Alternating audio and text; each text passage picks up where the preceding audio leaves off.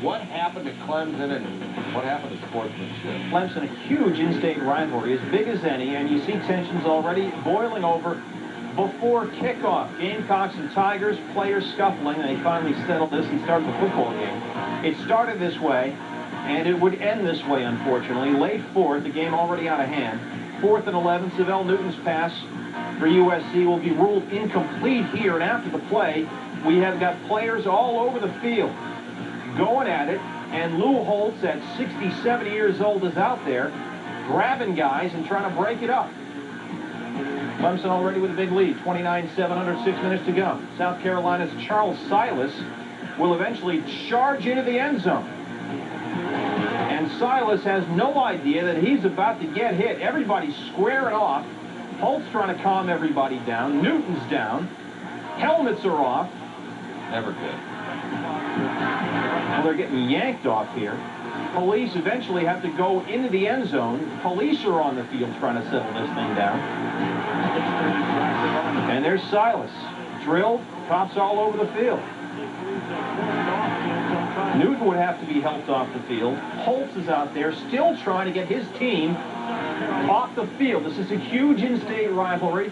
Most of these players recruited heavily by both these schools. They all know each other, have played against each other their entire careers. The game was delayed about 10 minutes. You can see how the fight started. Newton was hit in the face mask by a Clemson player. And they still can't get everybody out of the end zone and off the field. And they still have some game to play, unlike the Pacers and Pistons. That game was in the final minute. There you can see Newton hit on the ground, and that started everything off. Police finally able to restore order, but this is not the way Lou Holtz wanted to go out. His last regular season game, the Gamecocks are bowl eligible. Clemson also becomes bowl eligible with this win. Whether or not this is Lou Holtz's final collegiate game remains to be seen, but this is certainly not the way he wanted to end a brilliant head coaching career. 29-7 is the final. Steve Cyphers has more from Death Valley. The sparring began before kickoff. Some South Carolina players ventured up the sideline to meet and taunt the Tigers. The tone was set. You don't want anybody coming to your house, open your front door coming in, you know what I mean? Unannounced. So, I mean, that's what it's kind of like. The game itself was void of personal fouls and cheap hits until the fourth quarter. 5:48 to play, something happened. Both benches, both sidelines cleared. When they whole sideline emptied, I mean, it was like, you can't just leave your teammates out there, so I went out there and helped them. If we're going to go down, we're going to go down together. I wish it wouldn't have happened, you know, because I think that's going to be the highlight, you know, not Reggie's touchdown run. That's going to be the highlight. For outgoing Lou Holtz, it was clearly a lowlight in his 33 years of collegiate coaching. This is nonsense. You go play the game. The only people want to do all those other extracurricular activities are usually the team that's not winning. You have to learn to handle that. Very, very disappointing. It's the first time it's ever happened to me during games. I cannot remember another time it's ever happened during a game.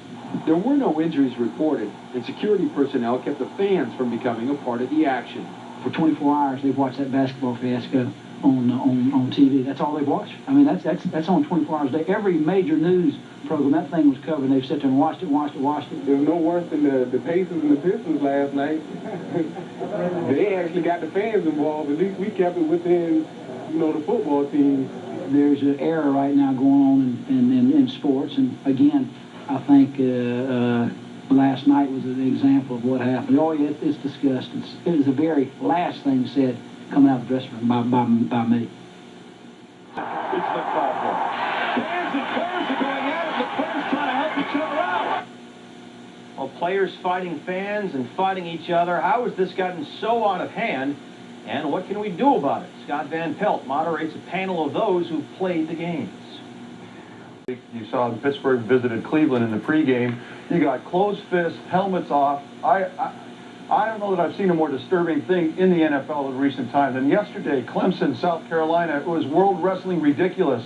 Poor Lou Holtz in the middle of it trying to break it up. State troopers. It's not the kind of thing that you want to see. Obviously, in the middle of it, the NBA fight on Thursday night was very, very disturbing. You start to wonder, if we're not there, are we getting close to a place where watching sports, whether on TV or live, is not for kids? And that's a pretty sad place to be. Kids and sports should be number one, and it's not number one right now. And I agree with both of you guys have said, but the thing that troubled me most this week is I have been in some tough environments, some real tough environments. And I've had batteries thrown at me, snowballs thrown at me. People said a lot of stuff to me, but not one time have I ever thought about going in the stands. That's off limits to any athlete in any sport. You never go in the stands at any of the fans. That was just totally wrong. Well, I mean, the images, as you all, I mean, they're disturbing to anybody. I mean, you keep looking at this. Look, we all work. Look at us here. We all work. Everybody does. Whether you do this or not, we're in the people business, right? We're in the people business. We certainly are in the sports business. Sports, specifically here in football, but we're people business, the sports business. Now, I've been in the TV business for a long time. A lot of businesses. I'm very proud of all of them. Here's one time I was disappointed across the board in all my businesses. We'll be back to the games in Week 11. Sunday NFL Countdown continues.